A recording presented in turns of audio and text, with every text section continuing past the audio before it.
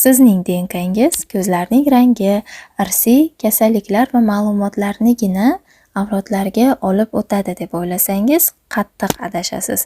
Ilmiy tadqiqotlar shuni ko'rsatadiki, stress, qo'rquv, muhabbat va hatto bolalikdagi travmalar ham DNK ma'lumotlar bazasida saqlanib qoladi. Demak, sizni hayot tarzingiz, hissiyotlaringiz faqatgina sizga emas, balki avlodlaringizga ham ta'sir qilishi tushuniladi.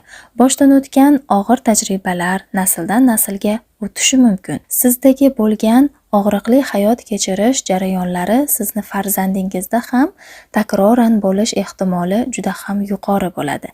Lekin yaxshi yangiligim ham bor. Ong osti va hissiyotlarni o'zgartirish orqali bu naqshlarni buzish va farzandlaringizga ijobiy meros qoldirishingiz mumkin. O'zingizni va kelajak avlodingizni asrashni istaysizmi? Men sizga 6 yillik tajribamdan kelib chiqqan holatda aynan mana shu nuqta bo'yicha ishlash uchun seans tashkil etganman.